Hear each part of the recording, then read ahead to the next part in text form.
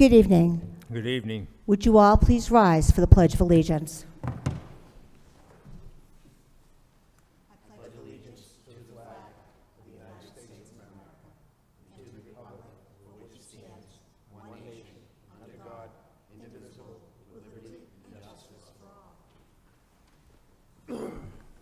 Thank you. I would like to say good evening to my fellow board members. Good evening, Madam Chairman. Our town manager, Mr. Scott Crabtree. Mr. Manager? Meredith, our clerk. Hi, Meredith. Ladies and gentlemen in the audience and those watching at How you home. doing? The first item on the agenda was supposed to be an invited guest. We have a citation to recognize Matthew McGovern's public service and assistance to local law enforcement. Unfortunately, he was unable to attend this evening, but I would like to read the citation into the record. It says, "To all persons whom these presents shall come, be it known that on this day, November 25th, 2025, the town of Saugus recognizes Matthew McGovern in recognition of his exemplary civic responsibility on September 25th, 2025, for his prompt actions and vital assistance to law enforcement and removing a dangerous driver from our community and protecting public safety." And this is signed by all 5 of the Board of Selectmen, and he would like this mailed to him, so our clerk will be mailing this directly to the recipient. And thank you for your service.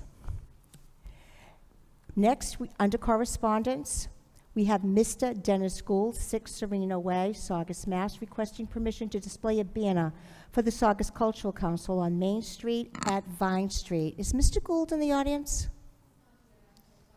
Oh, very good, thank you. If you would mind, please coming up to the podium.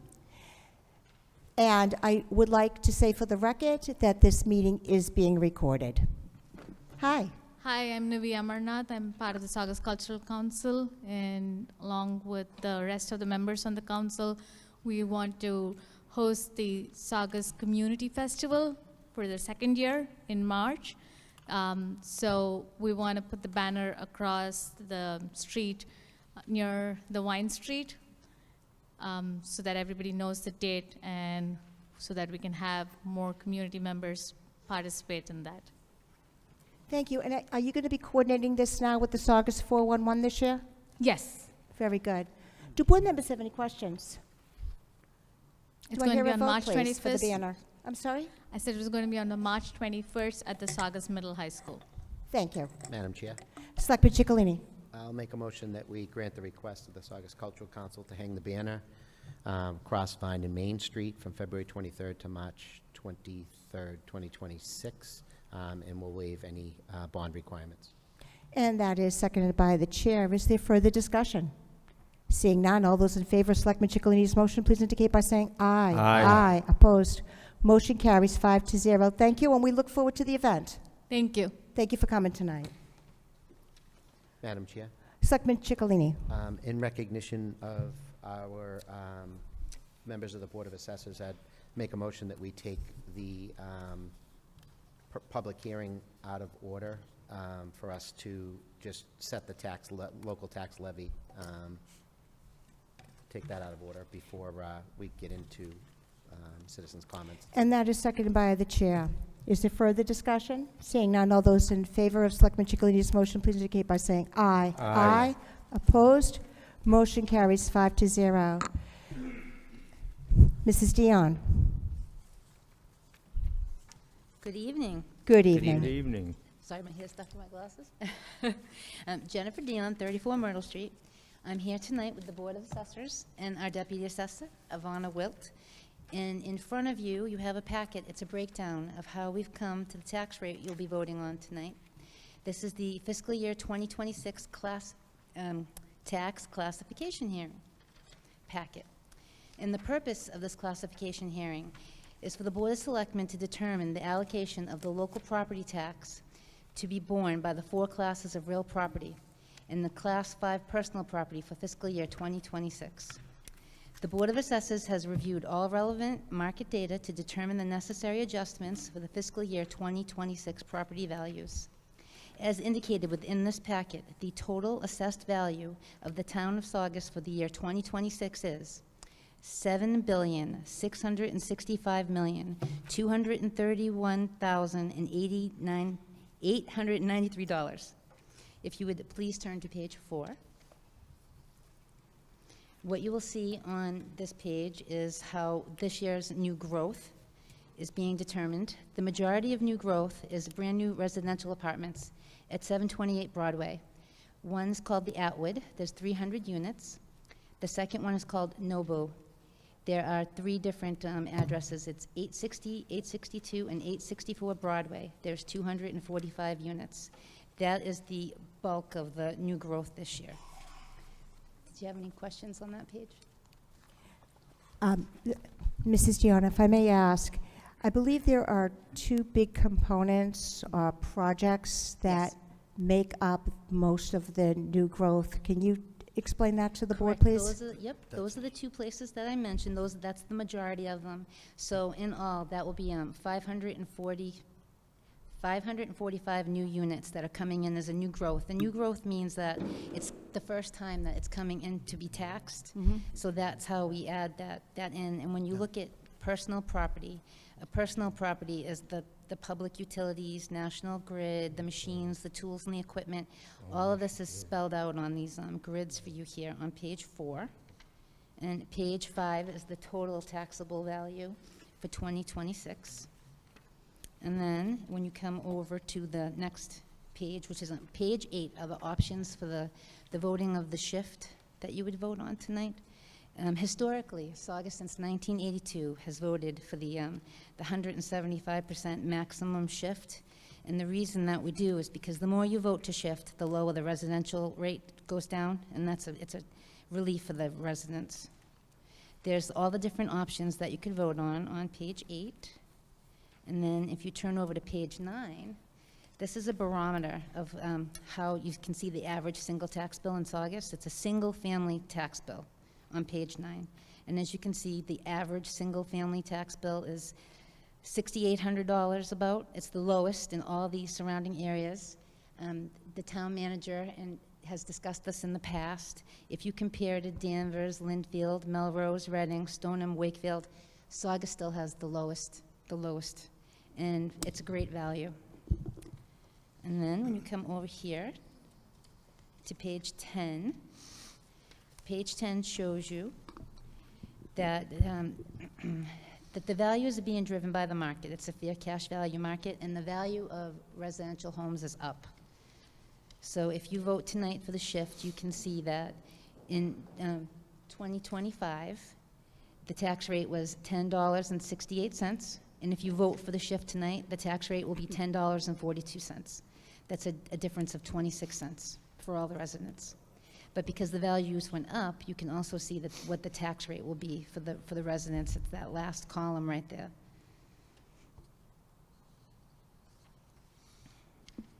And there's also other options that you can look at. The different types of shifts you could do. There's a residential exemption. There's a small commercial exemption. We don't typically do these because they're for it would shift onto small businesses, and there's just small businesses with only 10 employees. That would be terrible for the small business to shift to them. And then lastly, there would be an open space discount, but we don't need any action here. We don't have that here in Saugus. So, do you have any questions, anyone? I have Ivana here. Do you need any more detail?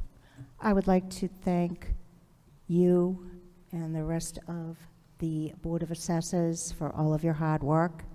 I know that this takes a lot of time and effort to make sure that everything is being done properly.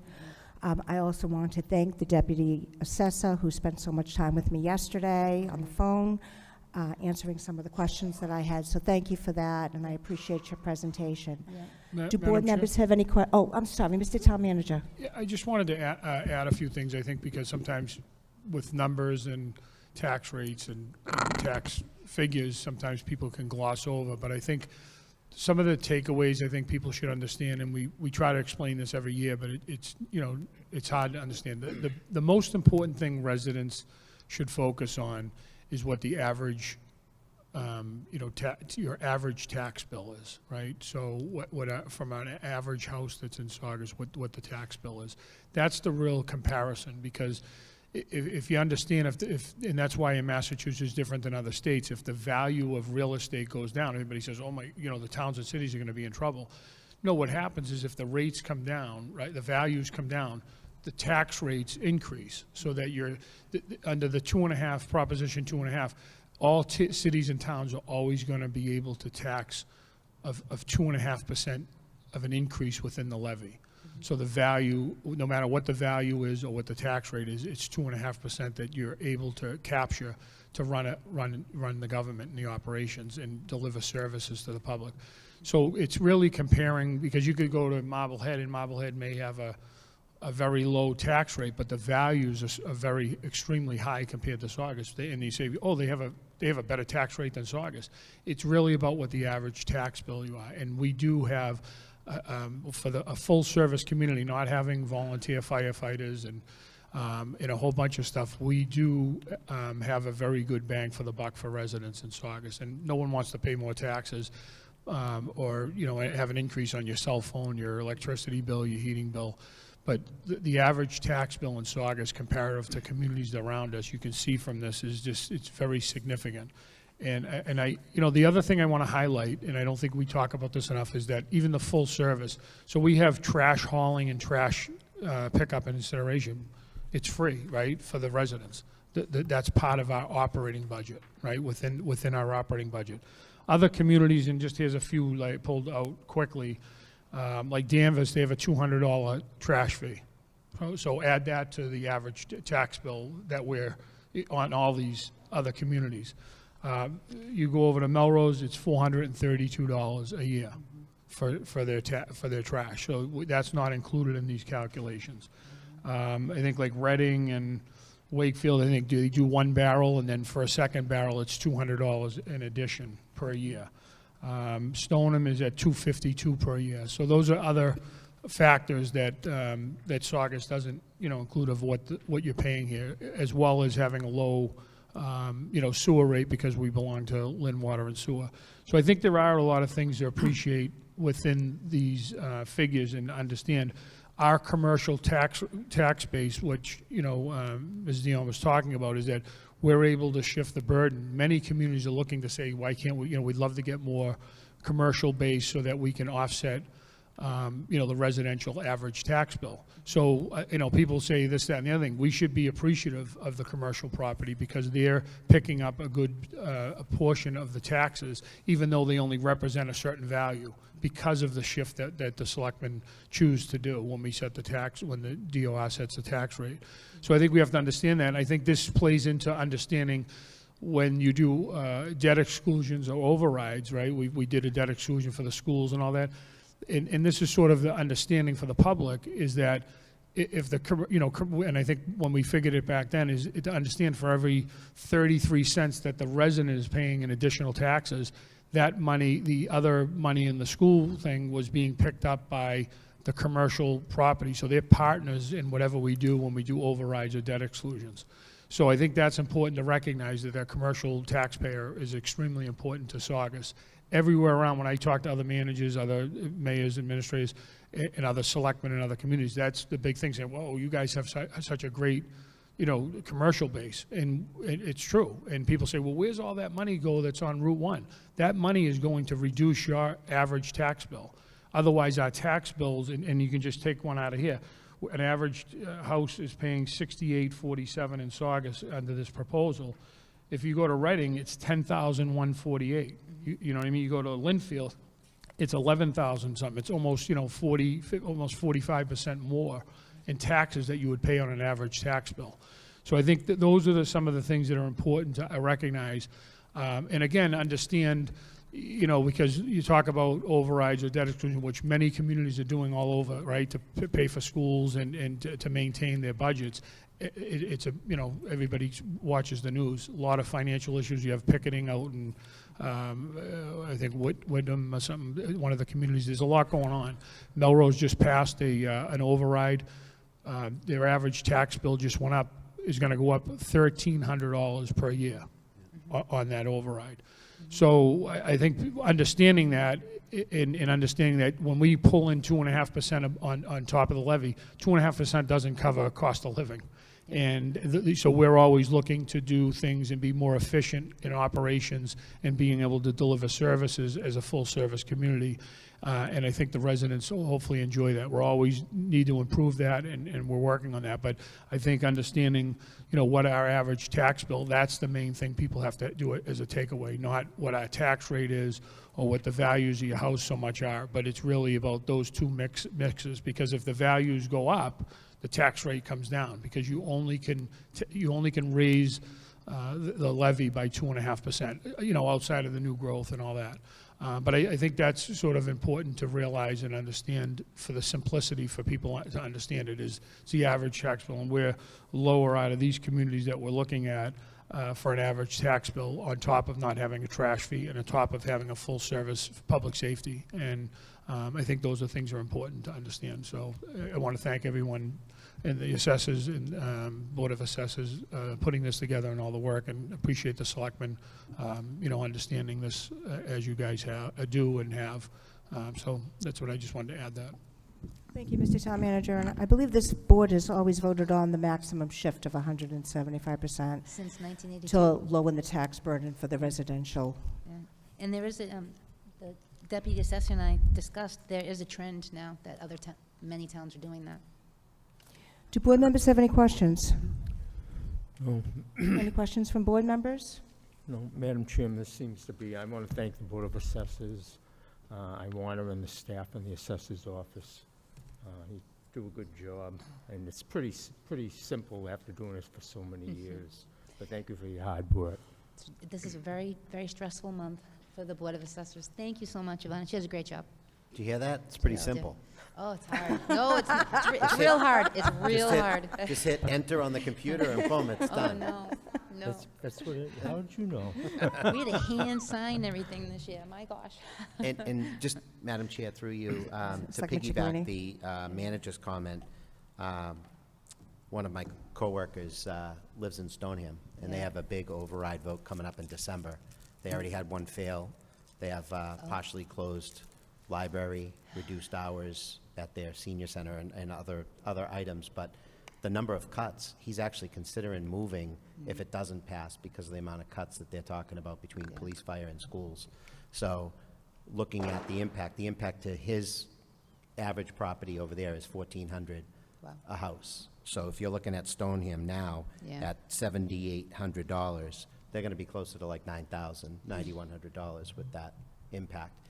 And they also have a new school that the debt exclusion is just taken effect. We're so lucky that So you I- understand this. I mean, obviously, there's things we need to do, and there's positions we need to fill, but the fact that we're not in override crisis Right. says a lot. We're But fully, sometimes fully, you, fully funded. but sometimes, we're starting to fill positions now and stuff, so I think, it's gonna get harder and harder to maintain the level of profit or surpluses that we've had, because we're filling positions, costs are going up a lot more than 2.5%, what we're limited to, and the new growth we've only averaged about $700,000 a year in new growth over the last 3 years. That's not really substantial enough. And even though we have a big commercial base, if you look at our residential value versus our commercial value, residential blows it out of the water. It's 84% of our total value is in residential. Correct. So, And I think, just to add to that, I think if, we obviously talked about this for many years, I think people are expecting it, but if we're going to strategically look at an override or a debt exclusion for a fire station or for schools or whatever we're looking at trying to do, that's why I think it's important to understand that the commercial tax base and they're Helps. picking up a big cost of what it would cost us, and other communities don't enjoy that. You Right. go to, like Winchester's now, they're on a warning for their bond rating, right? They now have to have an override, and they're organizing as a community to how to present that, and maybe looking at, progressive tax rate increases and with an override. But, like Danvers lost their bond rating, got declined. So those are the things that I think for us to keep in mind, to keep educating the residents, because if you want people to support things, I think it's fine to do all this stuff, and I think it's great, but people have to be willing to pay pay for and invest in that. And it does help and support and strengthen the community and protect property values. So those are community things that need to be discussed and thing. But I think, like you say, I think there's a lot of communities that are in a lot of trouble. And I think everybody may or may not understand it, but when we went through the pandemic and after, the state and federal government gave all kinds of money to schools, right, for money that's not sustainable, to say, oh, here's all this money, hire all these type of people. And a lot of school systems went out and hired all kinds of staffing, which was great. They needed it, and it was great. But the grant runs out, that money ran out in 2 or 3 years, and it's not sustainable. So now how do you pay for it? You're going to cut the police, fire, DPW, and communities have tried to use free cash. They've lost their bond rating over it. You can't financially do that. And you talk about surpluses. Compare our surplus to Winchester or Linfield. We're not even close to what they have for surpluses. And so I think there's an understanding of financial thing. But I think as a community, we're looking at growing, and I think that this is, I lived here my whole life, and you guys have been here for 4 or 5 generations. This is, we've been in an era where we're building and doing things. We're trying to, I think, satisfy the different demographics and the different needs identified in the community. We can't do it all at once, but I think if we continue to look at public safety, the schools, and things like that, and bring the community together, I think the community is willing to support things that if they're well thought out, planned, and financially feasible. So I think that's to keep in mind. I think for the big picture as we strategically look forward for some of the projects that we're talking about. Yeah. And one last comment, Madam Chair. I think to our residents who aren't really into the numbers as much and factors and rates, I think the most important thing when you look at our average bill, it's easier to say it in dollars. Our average residential tax bill is going to go up $279, which is about 4%. So there was something posted today, earlier on social media, where another community is going up, and it's like $600 or $700 per residence. To be able to say that the average bill in Saugus is going to go up $270. Nobody wants any bills to go up, but $279 sounds a lot more palatable than some of the disasters we're hearing that $1,000, $1,300 overrides and things like that. So hopefully we can find a way to balance needs with cost control so that we can still make this an affordable community for people to raise families and stuff. And continue to be a full-service community. Yes, correct. Correct. Any other comments from board members? You ready for the vote? Yeah. I don't believe we need to have open it up for people to speak on this. We've never done that in the past, so we don't need to close it. So would you like to make the motion, Selectman Ciccolini? Madam Chair, I'll make a motion that we move that the board vote to shift to the maximum of 175% and adopt a minimum residential factor of 0.856687 as presented by Jennifer Dion on behalf of the Board of Assessors for tax year fiscal 26. And that is seconded by the chair. Is there further discussion? Seeing none. All those in favor of Selectman Ciccolini's motion, please indicate by saying aye. Aye. Opposed? Motion carries 5-0. Thank you very much for coming this all. evening, and thank you for all your hard work. Thank you all. Thank you. Madam Happy Chair. holidays. Happy Thanksgiving. Selectman Ciccolini. I'll make a motion that we go back to the ordinary order of business. May I ask a favor? Yes. Would you mind to take out of order, Bill Farango is here, and he needs to leave. I would absolutely make that, and if we have Paul here, we might as well do the two of them. Is Mr. Mooney here this evening? No, so it's just Bill. So Would you mind coming up to the I'll podium? make that in the form of a motion that we take Bill out of order. And that's seconded by the chair. Is there further discussion? Seeing none, all those in favor of Selectman Ciccolini's motion, please indicate by saying aye. Aye. Opposed? Motion carries 5-0. Mr. Faringo? So we have a request from Mr. Faringo to become a member of the Saugus Cable Television Board of Directors. As you know, we've advertised for this position quite a few times. Everybody who requested to be on the board is on the board, so I was excited to see that Mr. Faringo was interested in filling that vacant position. That position would go through January 31st, 2028. It Bill, had would you- nothing to do with standing out for 13 hours at Precinct 5. No, it absolutely did Would not. you like to say a few words, Mr. Faringo? Sure. Saugus is a great town, and I've always been looking for ways to give back to this place, and being on the library board has been very fulfilling. Previously, I was on the Saugus Cultural Council. I feel I have the unique skill set of being able to work with multiple interests and finding solutions, so the cable board seemed like a natural fit for me. So hopefully you guys will entrust me to work on that board and help improve their service delivery for the citizens of Saugus. Thank you very much. With that said, does the board members have any questions? Madam Chair, I just want to make sure that I confirm what the term will be till. It's going to be January 31st, 2028. We could have made it 2029, but that would go over the 3 years, and they all expire in January 31st. So it'd be January 31st, 2028. So I would make, in the form of a motion, I would make a motion that we appoint Mr. Bill Faringo to the Saugus Cable Television Board of Directors with a term that expires January 31st, 2028. And that is seconded by the chair. Is there further discussion? Seeing none. All those in favor of Selectman Ciccolini's motion, please indicate by saying aye. Aye. Opposed? Motion carries 5-0. luck. Congratulations to you, and thank you for stepping up and helping the cable board. Thank you all. Thank you. Thank you, Thank you very much. congratulations. So with Madam- that said, Madam Selectman Chair, Ciccolini. Now I'll make a motion that we go back to our ordinary order. And that is seconded by the chair. Is there further discussion? Seeing none. All those in favor of Selectman Ciccolini's motion, please indicate by saying aye. Aye. Opposed? Motion carries 5-0. Thank you. It's now time for our first citizens' comments. Is there anyone in the audience who would like to address the board?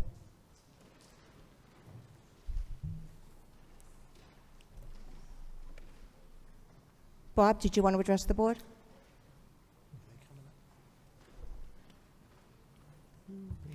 And Bob, if you wouldn't mind, could you speak directly into the microphone? I'm having trouble hearing I was tonight. just gonna say that the acoustics are terrible in here. We know that, but speak like, Right here? How's that? that's perfect. That's No perfect. rapping either. I'm just here, Bobby Camuso, 27 Eustace Street. I got a letter back from the state on the rail trail on what is allowable. I emailed everybody and the town manager. Just want to make sure everybody received this.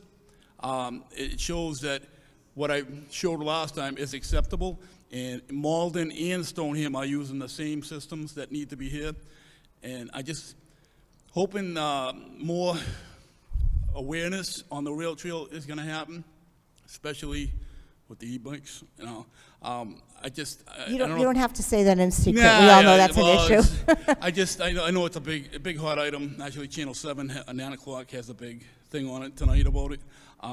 But I'm just curious, is there going to be a community group established to point out certain areas on the rail trail that should get addressed before others? I just wanted to make sure. Madam mean- Chair, Selectman Ciccolini. I don't think it's even a community group. I think what we're going to do is have the community groups tie into their town meeting members. Town meeting members will be part of a panel, plus members of the public, but we're not going to have 500 people.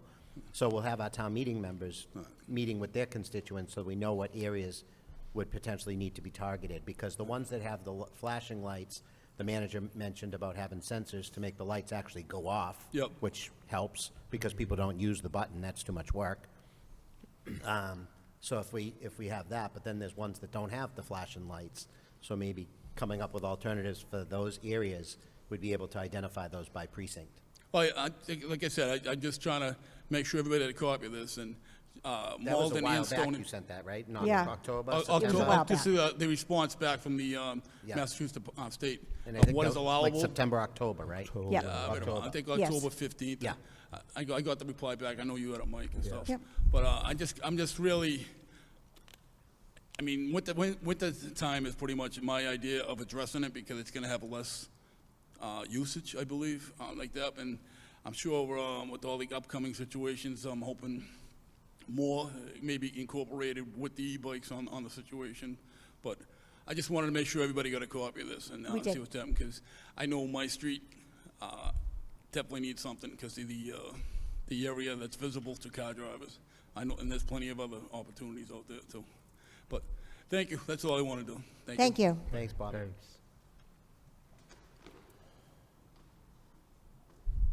Mrs. Dusnap? Sorry, I wasn't sure. I'm Barbara Dusnap, and I'm here- sorry, could you speak directly into the microphone? Sure. I'm Barbara Dusnap, and I'm 15 Riverside Court, and I would like to take this opportunity to update the residents on the proposed dog park at Stalker Playground. On April 16th, 2025, the Saugus Conservation Commission approved the NOI, the Notice of Intent dated January 27th, 2025, for the proposed dog park within Stalker Playground. This Notice of Intent was appealed by concerned residents who considered the Stalker Playground to be environmentally sensitive area due to the 200-foot stretch of riverbank, marsh, and wetlands along the Saugus River. There was also concern about proposed work in the buffer zones, do not disturb zones, and resource areas within the Stalker Playground. Excuse me. The Massachusetts Department of Environmental Protection Northeast Division agreed, and the project is now under review by them.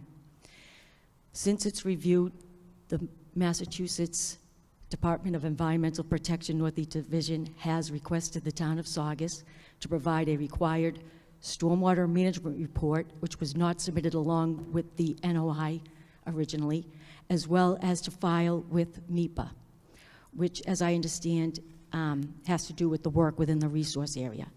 To date, I do not believe the town has done that according to the MEPA portal. Upon completion of its review of the Notice of Intent and other materials and documents provided by all parties, the Massachusetts Department of Environmental Protection will either approve the project by issuing a superseding order of conditions or deny the project. So with that said, I also want to bring up the matter of the town of Saugus misrepresenting the property it is utilizing for the proposed dog park within Stalker Playground.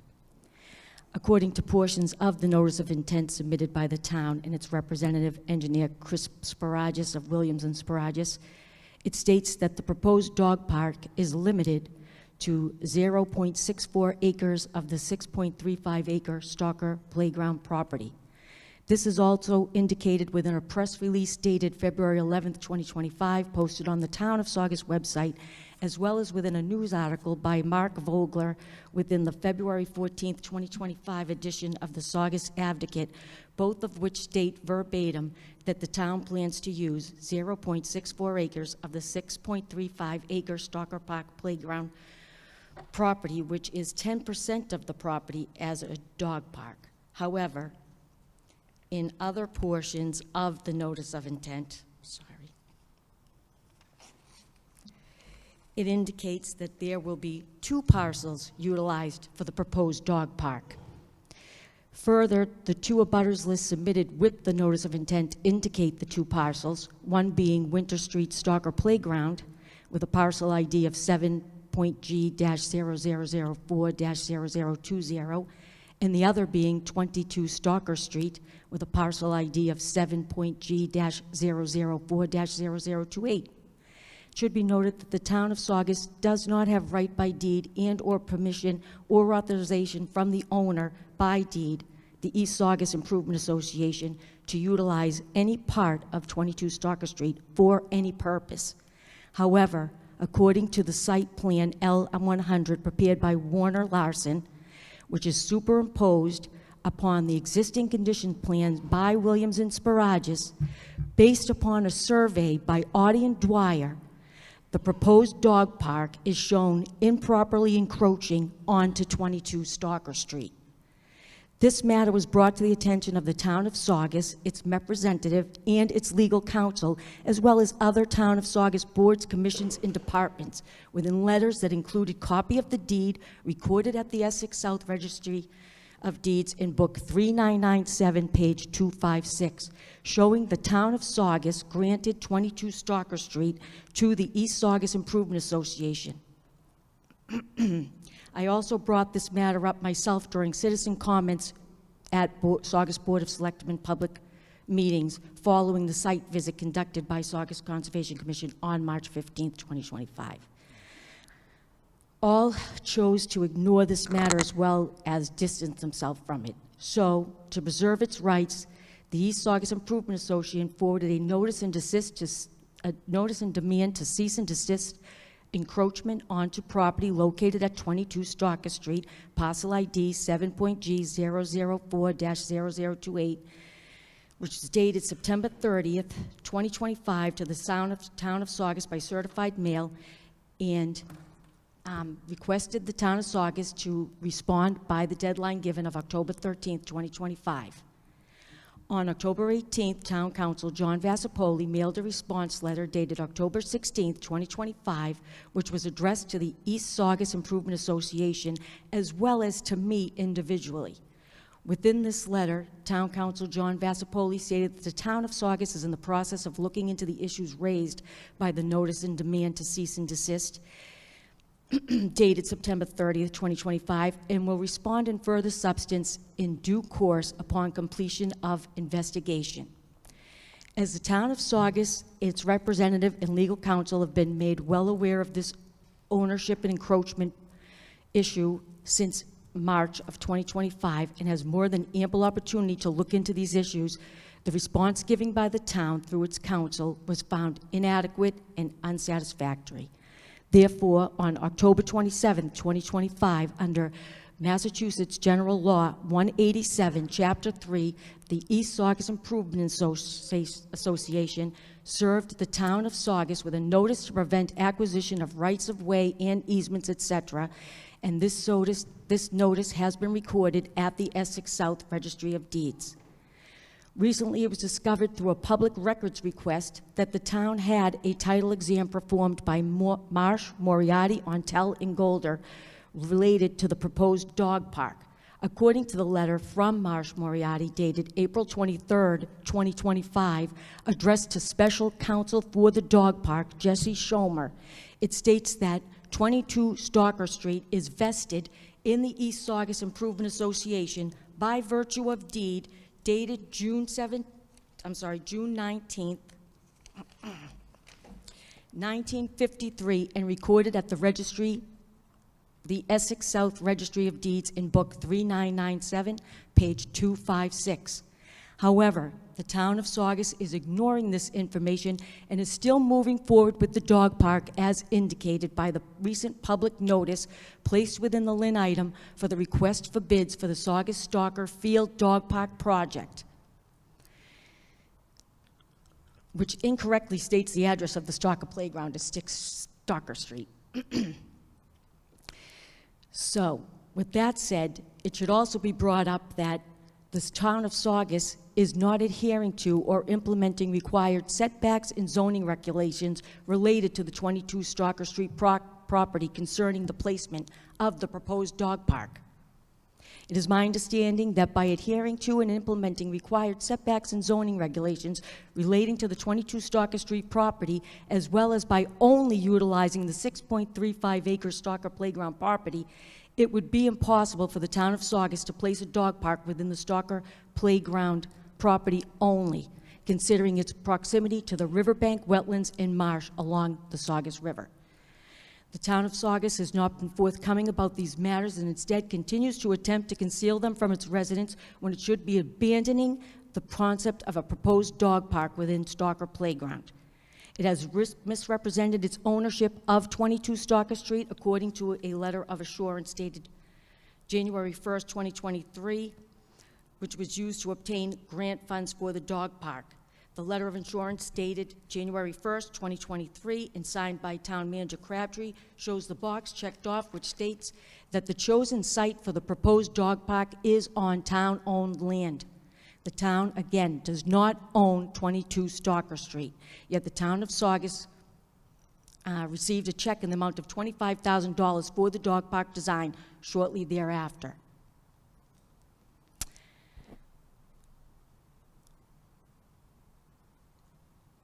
Are you done, Mrs. Dusnap? Yes, yes, I'm finished with that portion. Now I would like to note that the construction documents and information included in the request for bids shown on combis that the town of Saugus is using to bid out the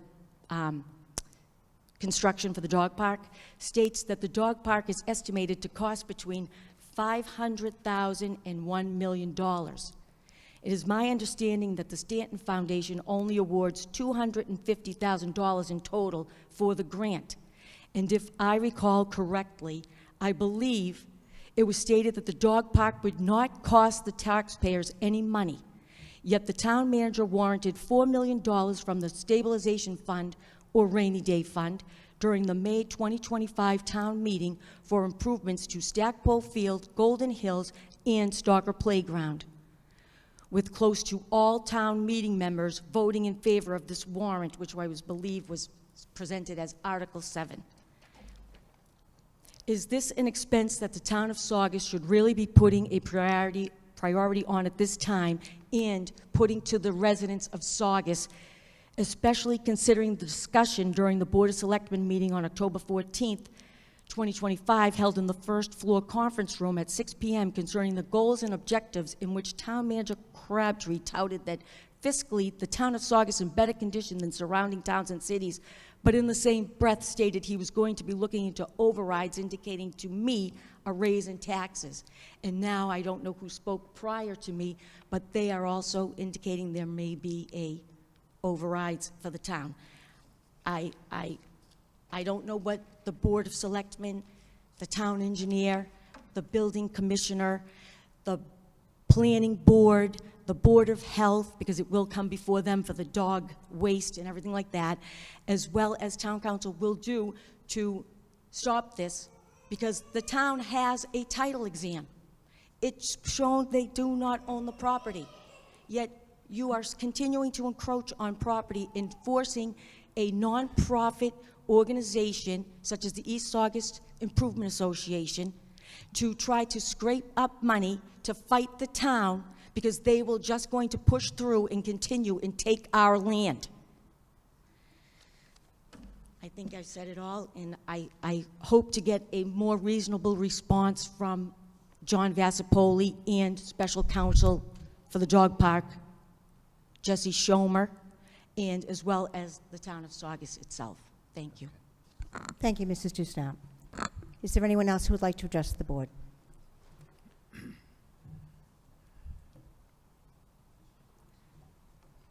Hi, everybody. Okay, let's fix this. Hi. Hi, my name is Alicia Benito. I'm from Precinct 6. I was hoping to bring to your attention a program that is incentivizing e-bikes using through the state of Massachusetts. I believe this information is relevant for you, all because we are waiting for an updated state regulation of e-bikes, which limits us at the local level. Mass Clean Energy Center is part of a program to reduce growth in vehicle miles traveled and greenhouse emissions. Through this program, applicants can receive vouchers that range from $800 to $1,200 for an e-bike. Participants must be 18 years old to apply, no driver's license is required, and are selected randomly. I believe when I looked at the website, it was between April and runs through September. They didn't specify how many e-bikes that they have awarded. The reason I bring this up is to show the state's stance on e-bikes. It is incongruent to the Mass Clean Energy Plan of 2025 through 2030, which is listed on that website. This may explain why the state has not created legislation over this matter previously. That's what I can speculate. Because of the benefit towards clean energy, my hope is that we do not wait for the state to solve this problem, but to implement solutions at the local level to protect minors from the next tragic accident. Thank you. Thank you. Sure. Liz, you could get up after Rick. Good evening, ladies and gentlemen. My name is Rick Fell. I reside at 32 Bayview Road here in Saugus. I'm approaching the council tonight, or Selectmen, Board of Selectmen, excuse me, to focus energies on supporting an e-bike committee, group, however you want to do it.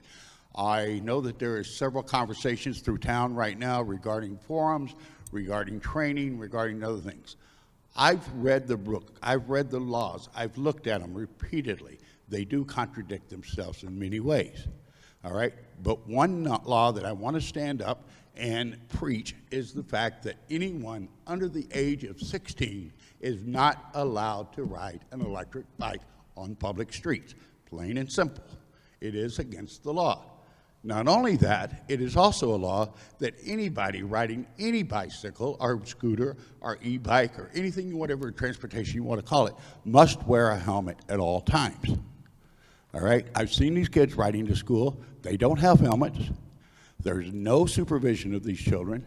And there's also a program in regard to what she was saying, is I did see the program about the e-bike rebate, but that is for people over the age of 21 years old. Okay, and it's designed on income base. You have to have 400%, you have to be 400% of the state lower budget. I don't exactly understand how it works, but even qualify for it. But that's beside the point. I really want to stand here and say, we need to do something immediately. Now's a good time. We have the winter to work on. I realize that, you know, my town meeting member, Bob Camuso, wants to put up bollards. That's fine. Okay, there are lights that work, but it's still a point that needs to be taken is every bicyclist is subject to the motor vehicle laws of the state of Massachusetts, which means you must stop when there's a stop sign. If not, then it's a ticket. We need enforcement from the police department. I had a young man tell me on the trails, okay, as you know, I have an e-bike. I ride it all over town.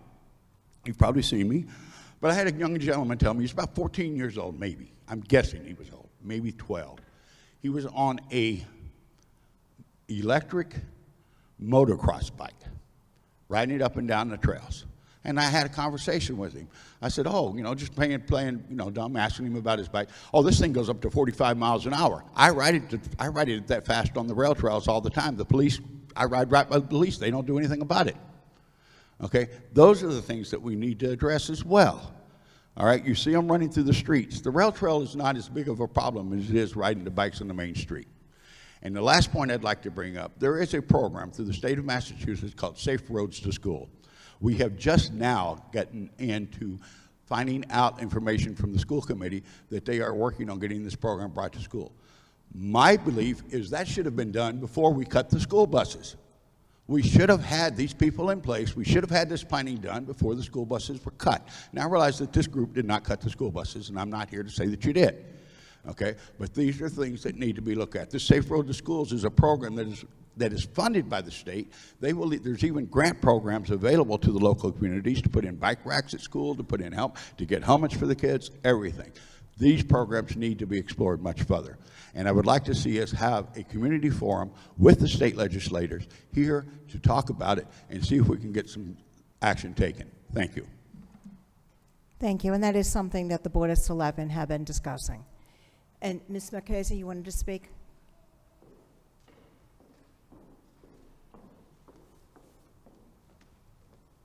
Liz Marchese, Town Representative, Precinct 6. Just to kind of tie everything in that we've just heard. I'm sorry, Liz, could you Oh, speak I'm directly sorry. into the microphone? Right, That's perfect, thank you.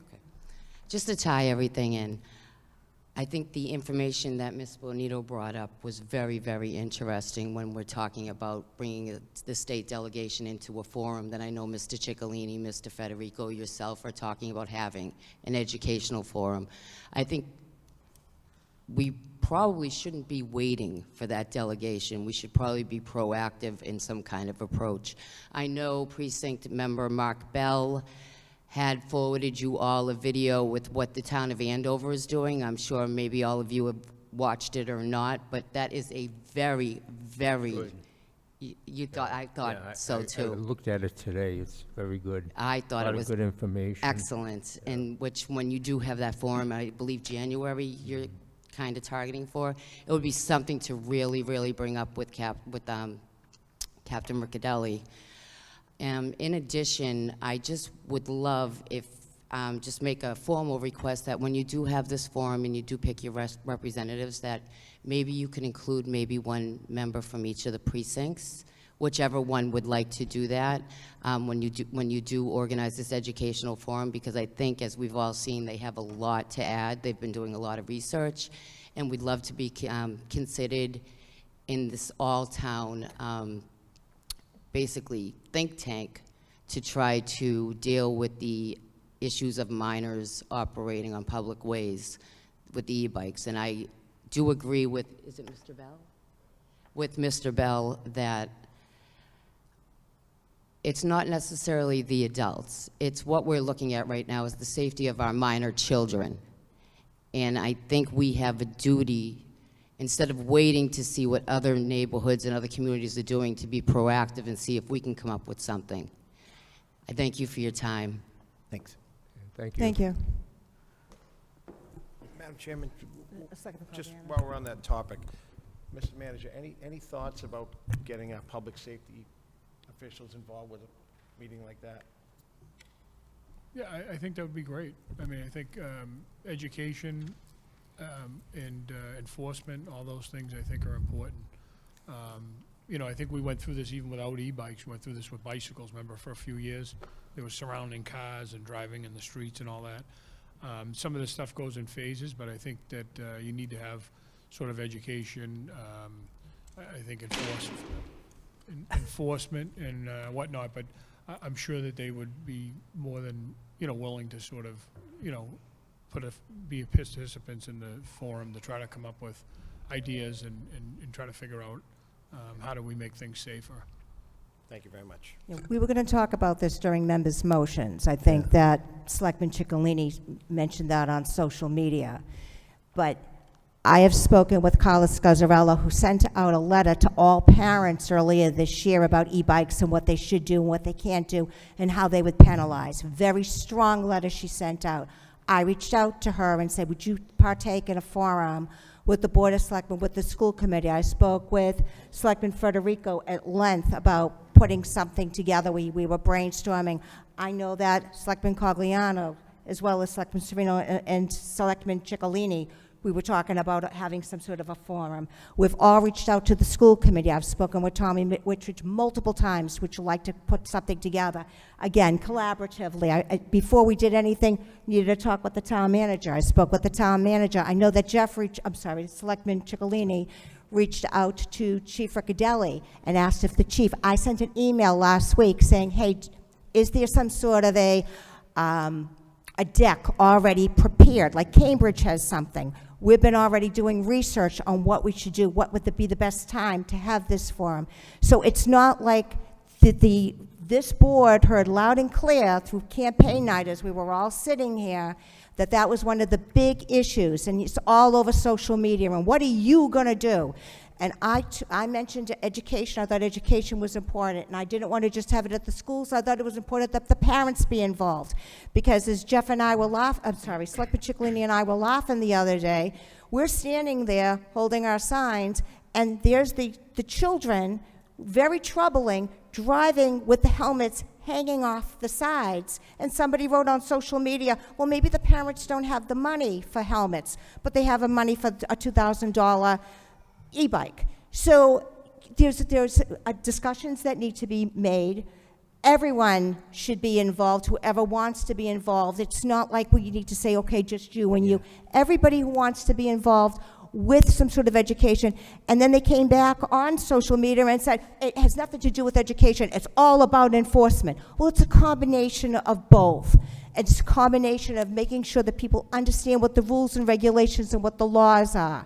So this is, again, we were going to talk about this, but because Selectman Cogliano asked the question, I just wanted you to know that this whole board, not only I've saw Selectman Ciccolini reaching out on social media, explaining what we're going to do, the things that we're concerned about, but we're all concerned about it. This whole community is concerned, and not just here. You saw what's happened in Stoneham. And what you may or may not know is that earlier this year, somebody on an e-bike actually rammed into another student. It's not just a problem with the people driving the e-bikes, but the people that are the pedestrians that are walking. So it is a concern. We hear what the concerns are with the community, and we want to be proactive and do whatever we can as a board, as a community, to try to minimize any traffic issues or any fatalities that potentially could happen. Does anybody else would like to say anything? Madam Chair, Selectman Ciccolini. I just think that ultimately, you know, from our position as traffic commissioners, we'll work with the police and public safety, but also it is imperative to have the schools involved. Yeah. The schools, there's many thoughts out there, you know, that we've talked about is potentially there are schools that have actually banned the bikes from being on school property. You can't ride them on school property. You have to walk them on school property. Little things like that, coupled with enforcement on roadways, I feel like could go a long way. And honestly, I agree with the previous speaker. You know, maybe we're the ones who are going to try to set the standard instead of trying to see what other communities are going to do. I don't want to wait until one of our kids get killed. I don't want that on my shoulders. So, you know, I figured we'd start with a community forum, which is going to be everybody, hopefully all town meeting members, not just select. And then maybe it'll lead to some type of an ongoing committee that can be designated through town meeting with various representatives from different boards and community members. Mr. Bell volunteered to be involved.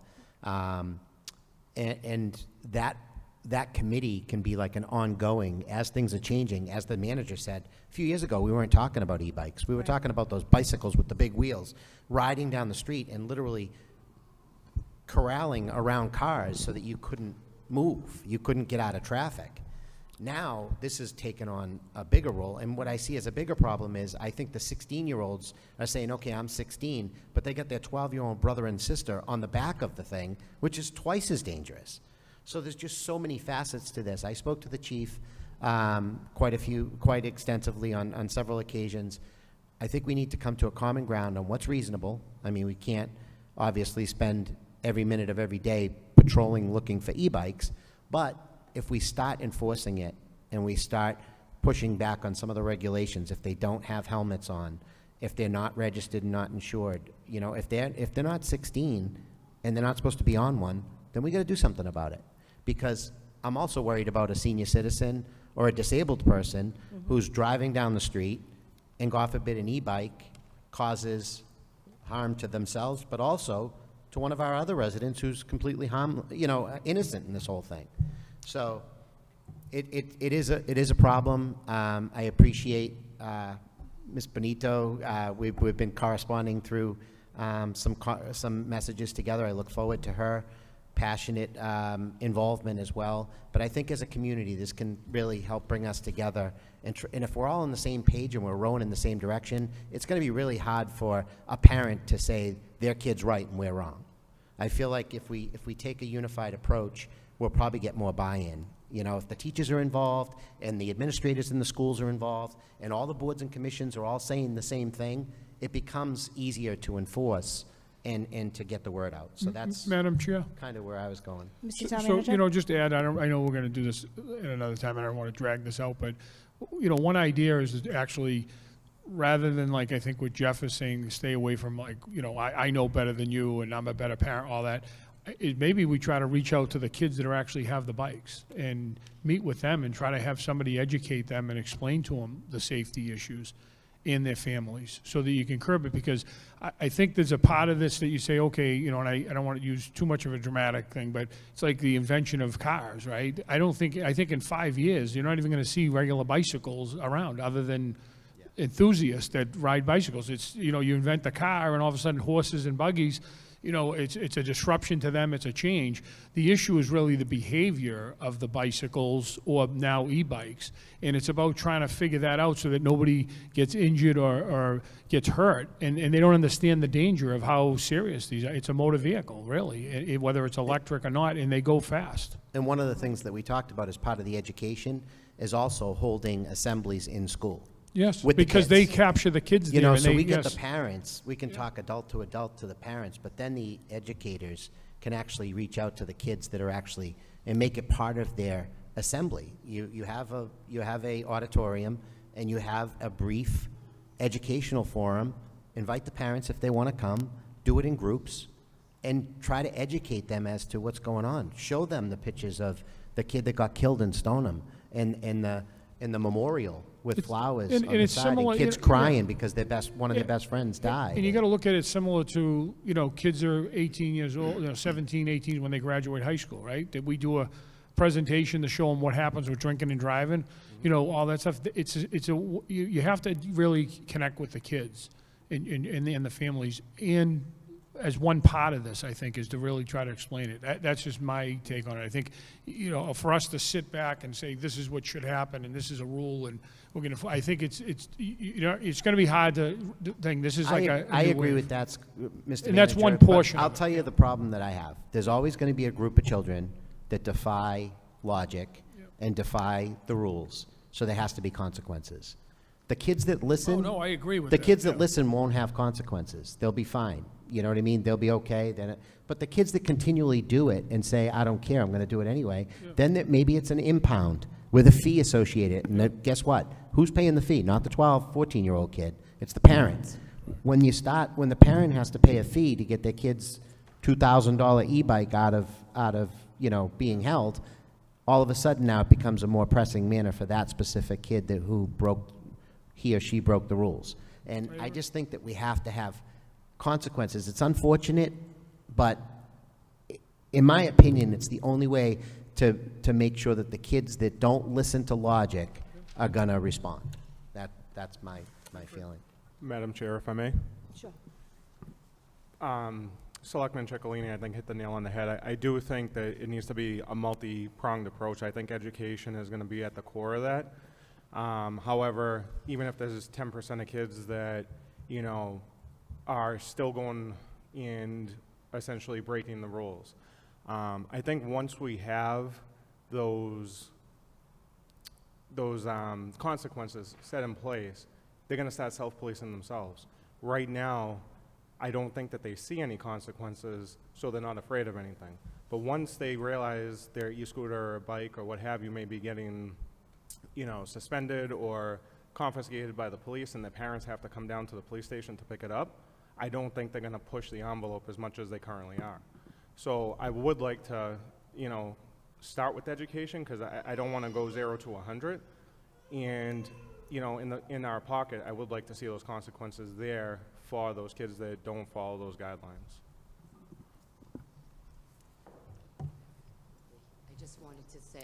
I just wanted to say, I wasn't saying that you weren't being proactive. So please, don't take it as that. I actually appreciate this forum and this conversation tonight, and you all letting us speak in regards to the issue that is very important. I also want to say, you are right on point. That, and I know that's going to be sitting down with Chief Riccadelli and seeing what exactly we legally can do with regards to the law and with regards to the limitations that we have through state statute. But I just wanted to thank all 5 of you for really taking this matter to heart, and for doing the work you're doing, and for continuing to do the work. So thank you very, very much on behalf of, I'm sure, many, many families in the town of Saugus. Thank you. Okay, so we're going to move forward with our public hearing. If that's okay with everyone? Sure. Okay, so notice is hereby given that the Saugus Board of Selectmen will conduct a public hearing on a request of Quanfo, Inc. for the transfer of malt, wine, and cordial liquor license to be located at Quanfo, 184 Broadway, number 10, Saugus, Mass. 01906, Quon D. Nagon, 48 Leonardo Ave, Malden, Mass. Owner-manager. This public hearing will be held in the Saugus Town Hall Auditorium, 2nd floor, 298 Central Street, on November 25th, 2025, at 7:05 p.m. Sorry you had to wait. Sorry. I apologize that you had to wait. All right. I'm okay. And if we could just have your name and address, please, Yes. and if you could speak directly into the microphone, that would be appreciated. Yes, my name is Corey Nguyen. I'm the owner of Quanfo, 184 Broadway, Saugus. Yeah, I'm here today for transfer of the malt wine and cordial liquor license from Longwood House to Quanfo. So you were here right before the election. Yes. And we transferred over the common vic and the entertainment, but you didn't have all of the information in yet to transfer over the beer, wine, and cordial license. So now this is just the last prong of things that need to be transferred over to you. And you're the brother of? Yes, I'm a brother. I'm the little one. You're the little one, No, okay. no, I'm the middle one. I'm the middle one. I'm the Oh, the middle one. middle We still one. have the little sister with us. So now my sister work with me in the restaurant too. If you guys go tomorrow, you can see my sister there. So Like a you've family. been, how long have you been working at the restaurant? Long Noodle House and this, I think since from Long Noodle opened until today. Since they opened a while back. the Long Noodle House until today. Do board members have any questions this evening? No. Board members have any questions? This is a public meeting. Is there anyone in the audience who'd like to speak either in favor or opposed to this application? Seeing none, what are the wishes of the board? Madam Chairman, Selectman Sereno? I'll make a motion, we close the public hearing. And that is seconded by the chair. Is there further discussion? Seeing none, all those in favor of Selectman Sereno's motion, please indicate by saying aye. Aye. Opposed, motion carries 5-0. Selectman Sereno? Madam Chairman, I'll make a motion that we grant a malt wine and cordial license to Quopo, 184 Broadway, unit number 10. Hours of operation, 10 a.m. to 11:30 p.m., 7 days a week. Occupancy seats, 44. And that's seconded by the chair. Is there further discussion? Seeing none, all those in favor of Selectman Sereno's motion, please indicate by saying aye. Aye. Opposed, motion carries 5-0. Good luck. Congratulations to you and good luck. Thank you. Thank you. You're welcome. The next item on the agenda is license renewals. And these are the license renewals for 2026. And when we renew these licenses, they're going to be with the same terms and conditions of what they currently have, which is what they have in 2025. And we have quite a few license and renewals for this evening, and I'm going to start off with Selectman Sereno, who is going to read through all of the liquor license renewals. Thank you, Madam Chairman. I'll make a motion that we renew the liquor licenses for the 2026 season with the same terms and conditions. This is for the 2026 all alcohol common victors license. 110 Grill, 885 Broadway, with an entertainment license. Applebee's, 214 Broadway, with an entertainment license. Border Cafe, 356 Broadway, with an entertainment license. Buffalo Wild Wings, 180 Broadway, with an entertainment license. Casa Valera, 114 Broadway, with an entertainment license. The Continental, 266 Broadway, with an entertainment license. Flow Golf, 880 Broadway, with an entertainment license. Hammersmith, 330 Central Street, with an entertainment license. Hooters, 1143 Broadway, with an entertainment license. Jimmy's Steakhouse, 114 Broadway, with an entertainment license. K-Pub, 22 Lincoln Ave, with an entertainment license.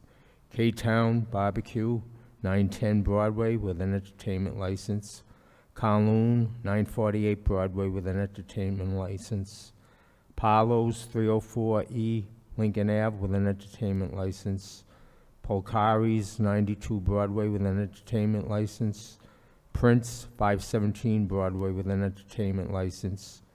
Pushcart, 331 Main Street, with an entertainment license. Rosaria's, 190 Main Street, with an entertainment license. Route 1 Grill, 817 Broadway, with an entertainment license. Show You, 124 Broadway, with an entertainment license. Tokyo Steakhouse, 1201 Broadway, with an entertainment license. Tribune Mexican Kitchen and Bar at 44 Broadway, with an entertainment license. And that is seconded by the chair. Madam Chairman, just one question. Did we already transfer the Continental? No? Anything else? Thank you. Okay, And so then that, I just want to say I have one abstention on Palos. oh, okay, but so do you want us to take Palos out separate? No, I just. Okay, just the exception, okay. All right, so all those in favor of Selectman Sereno's motion, please indicate by saying aye. Aye. Aye. Opposed, and with one abstention to Palos. Perfect. Selectman Sereno. Madam Chairman, this is liquor licenses for 2026 beer, wine, and cordial and common victors licenses. Irontown Diner, 325 Main Street Entertainment. King Crab, 180 Main Street Entertainment. Long Noodle, 184 Broadway, Suite 10 Entertainment. And that is seconded by the chair. Is there further discussion? Seeing none, all those in favor of Selectman Sereno's motion, please indicate by saying aye. Aye. Opposed? Motion carries 5-0. Selectman Sereno. Thank you, Madam Chairman. This is for the 2026 All Alcohol Common Victualers Club licenses. American Legion, 44 Taylor Street with an entertainment license. The Elks, 401 Main Street with an entertainment license. The Fox Hill Yacht Club, 114 Ballard Street with an entertainment license. The ITAM, 1 Beachview Ave with an entertainment license. Knights of Columbus, 57 Appleton Street with an entertainment license. And the Melrose Fish and Games Club with Rear Cheever Ave with an entertainment license. And the VFW at 190 Main Street with an entertainment license. And Madam Chairman, I'm going to abstain on the ITAM Club. My brother's the president of the club.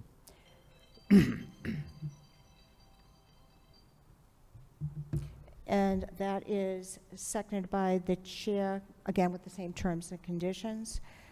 All those in favor of Selectman Sereno's motion, please indicate by saying aye. Aye. Aye. Opposed? And then you're going to abstain from the ITAM. Yes. Did you get that, Meredith? Very good. Okay. Selectman Sereno. Madam Chairman, there's 2026 all alcohol package store licenses with the same conditions. Amato's Liquor, 339 Broadway. Bossy's, 216 Broadway with an entertainment license. Cliftondale Liquors, 7 Essex Street. Guy's Liquor, 7 Main Street. Nasty Nonnies, 325 Main Street. North Shore Liquors, 180 Main Street.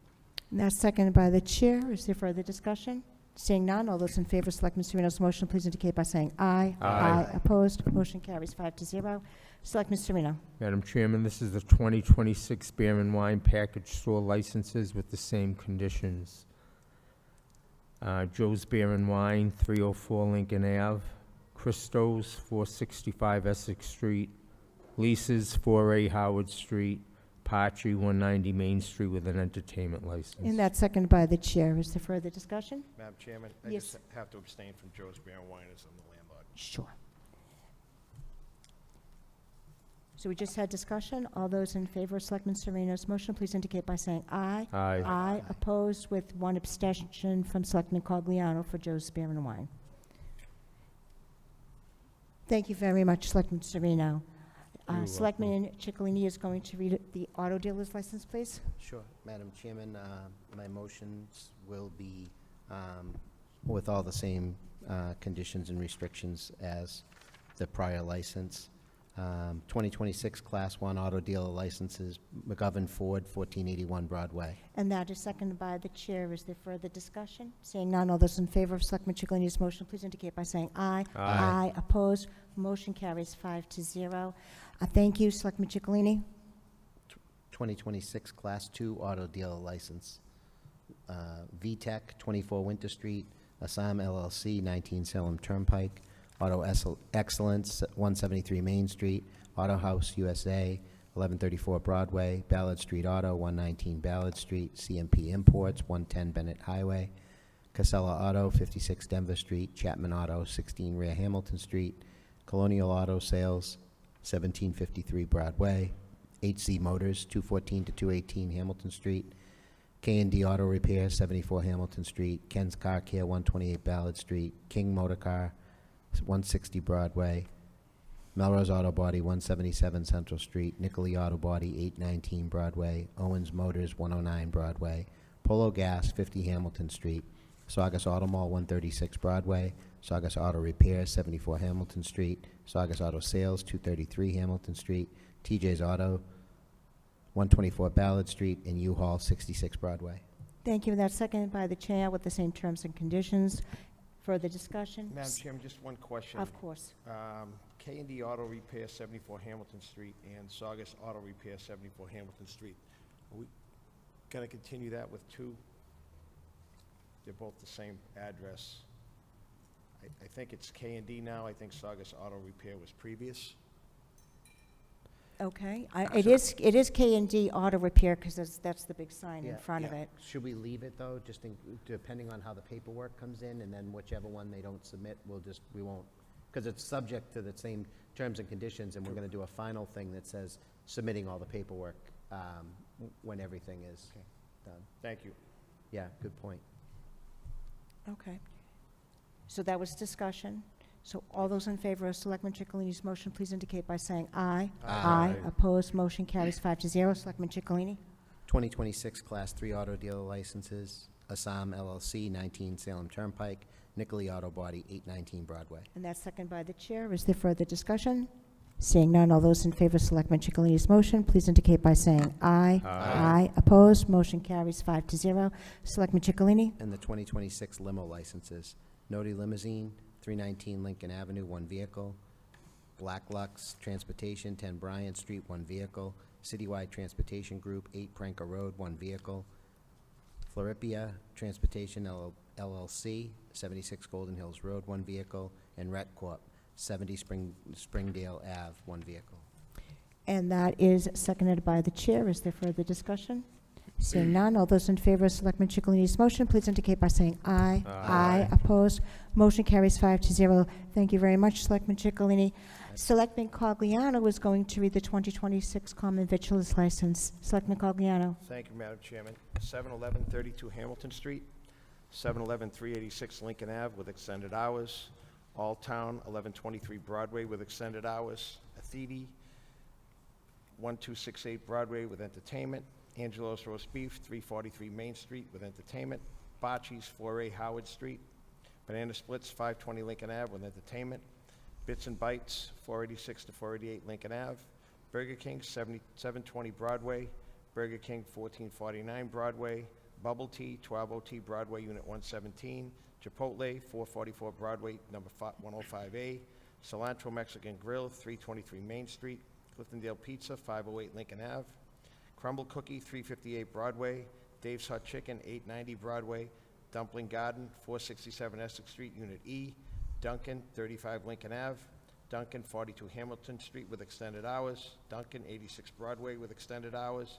Duncan 339 Main Street extended hours, Duncan 1204 Broadway with extended hours, Duncan 508 Lincoln Ave, Duncan 553 Broadway entertainment and extended hours, Duncan 1539 Broadway with extended hours, Familia 1268B Broadway, Five Guys 670 Broadway with entertainment, GLS Associates Hockeytown 935 Broadway skating rink and coin op, Goodfellas 240 Lincoln Ave, Hometown Pizza 23 Essex Street, Hong Kong Express 461 Lincoln Ave, Honey Baked Ham 405 Broadway, IHOP 114 Broadway with extended hours, Istanbul Diner with 168 Broadway entertainment, J&M 304 Central Street entertainment, Jersey Mike's 741 Broadway, Cane's 120 Lincoln Ave with extended hours, Cane's 1575 Broadway with extended hours, Katrina's Taqueria 444 Hamilton Street,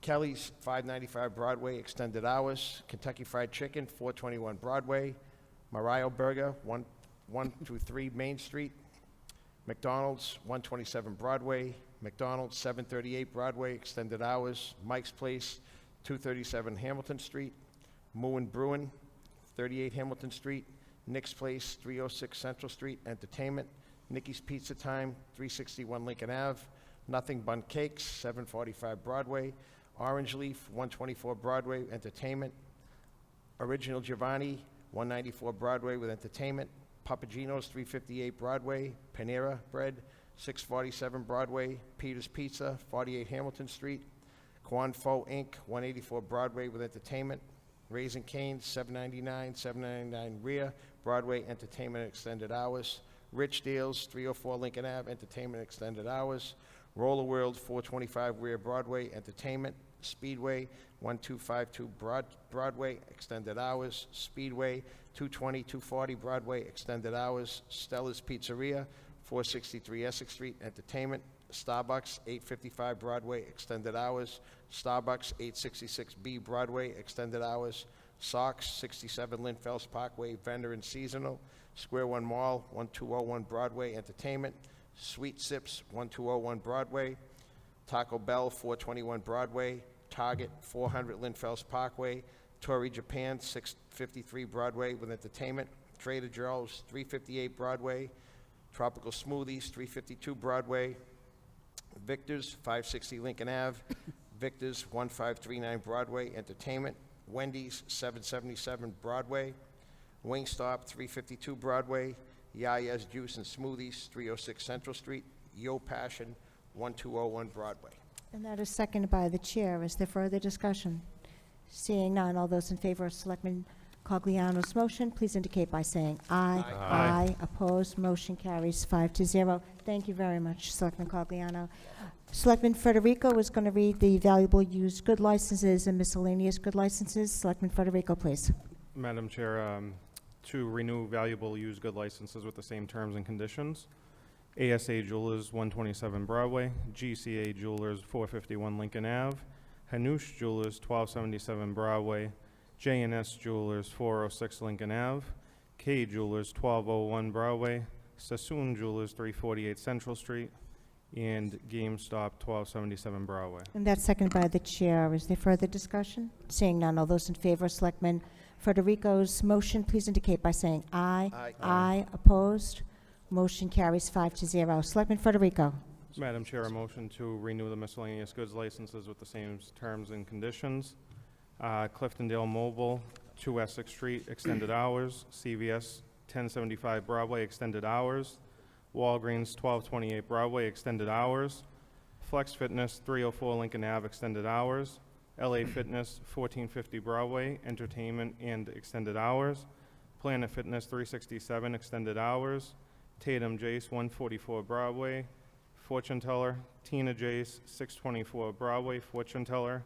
Q Ball X, 1201 Broadway, entertainment. And that's seconded by the chair. Is there further discussion? Seeing none, all those in favor of Selectman Federico's motion, please indicate by saying aye. Aye. Opposed, motion carries 5-0. And what we used to do is we used to come back, every week to do licenses, and back, I think we started this probably about 10 years ago. We make a motion now that all licenses will be approved conditioned upon applications, necessary documentation, and required payments and fees, and make sure that they're all submitted by December 31st, 2025. So would somebody please So make... moved, Madam Chair. Thank you, and that's seconded by the chair. Is there further discussion? Seeing none, all those in favor of Selectman Chicalini's motion, please indicate by saying aye. Aye. Opposed, motion carries 5-0. I want to thank you all. I know that it was a lot of reading to do. Thank you very much, but it was very important we got that done tonight. The next item on the agenda is the town manager's report. Mr. Town Manager, good evening. Good evening. I only need about 55 minutes. Just obviously some good stuff that start off with is our annual tree lighting. Can't wait for that. That is really great event, and that is going to be on Friday, December 5th, and it's going to be from 5 to 8:30 p.m. Here outside of Town Hall, so we just hope that everybody and families come out. It's going to be a great event as usual. We have a few new additions and surprises this year. We have some of the old stuff that's a favorite is riding in trackless trains. Train that we have, a petting zoo, sleigh rides with horses, bouncy houses, photos with winter characters, and there's going to be some complimentary treats and cookies, hot cocoa and cider. And we just hope that everybody comes out, and this should be, as it is every year, one of the best events that we have for the entire community, and it's beautiful. Once in a while we get some little bit of snow. That's always good. Knock on wood, we've only had rain, I think, once. But hopefully don't be too cold. But want to just announce that and make sure everybody's aware of that. Also, some positive news that the board's aware of is that just this week we appointed 3 new Saugus police officers. I want to welcome them to the department. We have Officer Gina Vazella, Officer Andrew Cipriana, and Officer Bruno Ozek. And we want to welcome them to serve our community, and we're very excited and thrilled to have them on board, and it's always, best part of my job is bringing on public safety, police and fire, so promoting them and hiring them is always a positive thing, and I think these guys earned it and deserve it, so I want to congratulate them and welcome onto our community and onto our police department. Also, some other positive news. Announce the fire department promotions. Myself and Chief Newberry are pleased to announce the promotions of 3 members of the Saugus Police Department. Lieutenant Matthew Fowler, Temporary Lieutenant Nicholas Landry, and Temporary Lieutenant Frank Ramo. So I want to congratulate them. Again, it's a big sacrifice when you're in public safety, and it's also a big sacrifice to study for these exams. So I want to congratulate them and welcome to the ranks of some of our officers in the fire department. Also, just a heads up with the Saugus trash recycling, collection is going to be running a 1-day delay for Thanksgiving. So sometimes people need to be reminded, any holiday we have, we don't pick up the trash. It's a one day delay, but we continue to put it out so people, at least in case they get confused. But everybody will be 1 day delay, and so you put it out the next day and the next day and the next day. And that Thanksgiving is this year on the 27th. And also, we, just recently, we had the town's Household Hazardous Waste Day.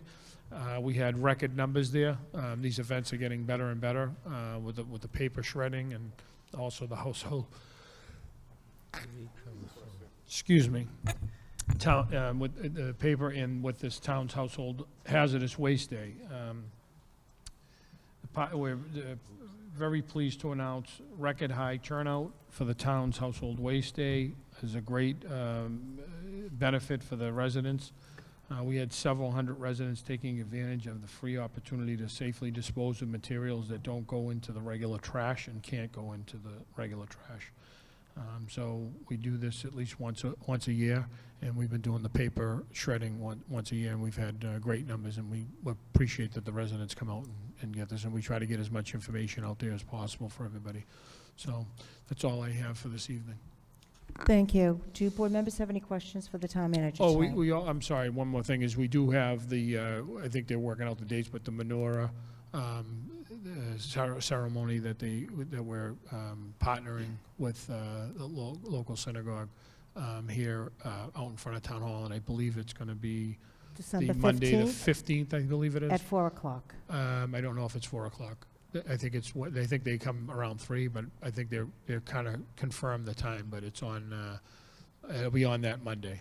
But they, and so we'll be getting some information out probably in the next day or two on that. Thank you. Any other questions? Nope. Questions? Thank you, Mr. Manager. You're welcome. It's now time for the approval of minutes.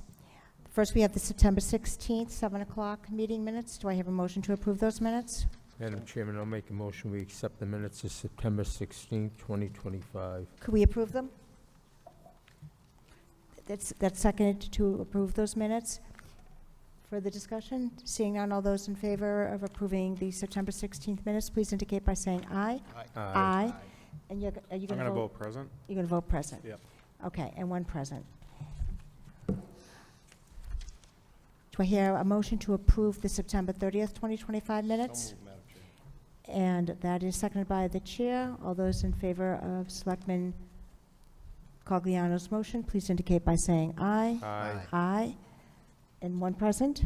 Yes. Next, we have the approval of the October 14th, 2025 minutes. Do I hear a motion to approve those minutes, please? So moved, Madam Chair. Thank you, and that's seconded by the chair. Is there further discussion? Seeing none, all those in favor of Selectman Chicalini's motion to approve, please indicate by saying aye. Aye, and one present. The October 14th, 7 o'clock p.m. meeting minutes. Do I hear a motion to approve those minutes? So move, Madam Chairman. And that's seconded by the chair. Is there further discussion? Seeing none, all those in favor of Selectman Sereno's motion to approve those minutes, please indicate by saying aye. Aye. Opposed? and one Present. present. And the next one you can vote on. Yep. We have the November 5th, 2025, 7:30 meeting minutes. Can I please have a motion to approve those minutes? So moved, Madam Chairman.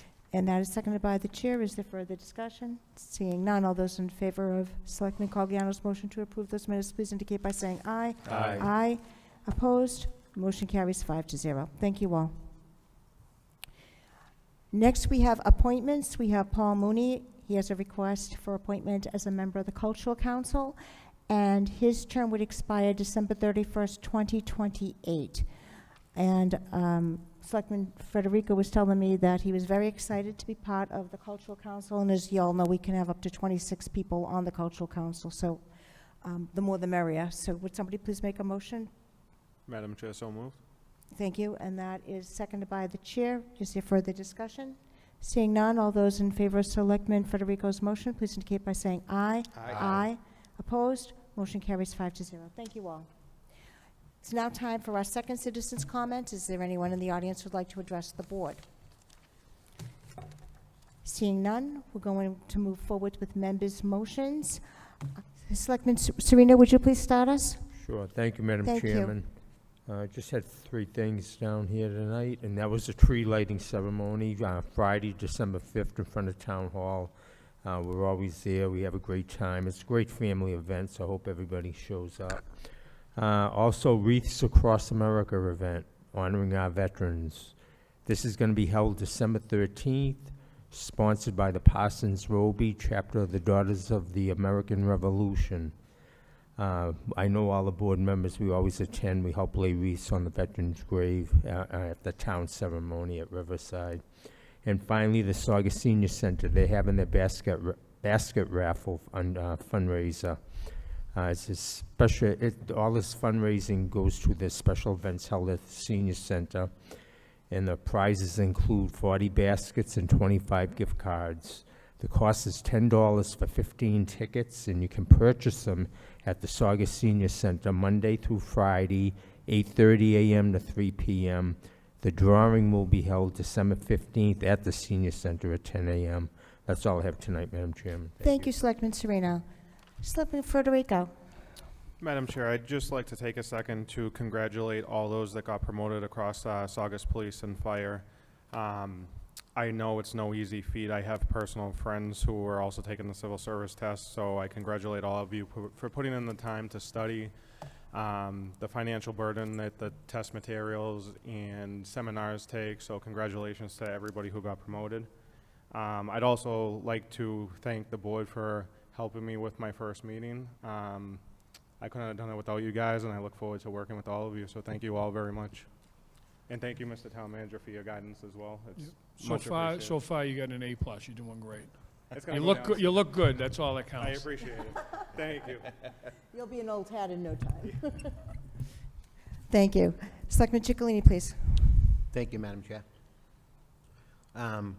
So, as everybody's seen on Facebook, we have a group of U10 cheerleaders heading to nationals, which is fantastic. As a cheer dad myself, I know what it's like going through those fun times with all those unexpected expenses. So I just encourage everybody, you'll see some fundraisers still ongoing to try to help the girls defray the cost, their families defray the cost of this exciting time, but let's try to take the burden off them if we can, because it is pretty exciting to get down there, and the girls should be focused on winning. The and timing is always tough, isn't it, right before Christmas? It is. Nuts. It always hit, you know, at the most inopportune time. It was always fabulous, You but got to use the Christmas club funds, you know what I mean? yeah. So I'm excited for the girls. I'm sure they're pretty psyched, and they're going to represent us well. They've already done extremely well. So hopefully the town will continue to rally and support them in that endeavor. Obviously, looking forward to the tree lighting. Going to be a fantastic time. And welcome to Selectman Federico to his first full meeting besides our organizational meeting. I think we're going to get a lot of great things done working together, and I feel like we have a great board to continue forward. That's all I have. Thank you. Thank you, Selectman Ciccolini. Selectman Vice Chair Thank you, Madam Chairman. I'd just like to wish the public a happy Thanksgiving And Madam Chair, if we could, on our next agenda, I know we have some openings on the zoning board, at least for an alternate member, because Frank is here now. So if we could put that on our agenda for either the next meeting or the meeting after to accept applications for the zoning board.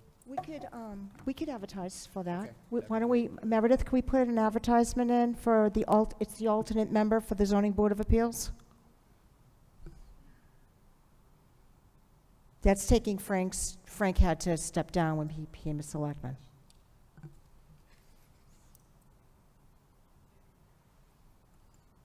That's all I have this evening. Thank you, Madam Chairman. Thank you. I have just a few little things. The Christmas market at the First Congregational Church next door, they're having a big festival there, December 5th from 5 to 8. That's the same time we're having the tree lighting, so if you want to take a walk over there and then come to the tree lighting, that would be great. The holiday stroll at the Belmonte is Saturday, December 6th from 10 a.m. to 2 p.m. That's always a lot of fun.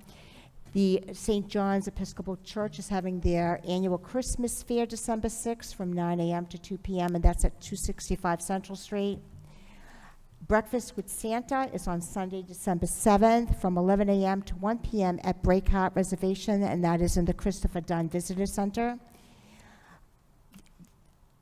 The annual coat drive at the Saugus Elks is 501 Main Street. There's going to be raffles, DJ, buffet dinner. That's December 12th from 7 to 11, and your admission is the price of a coat.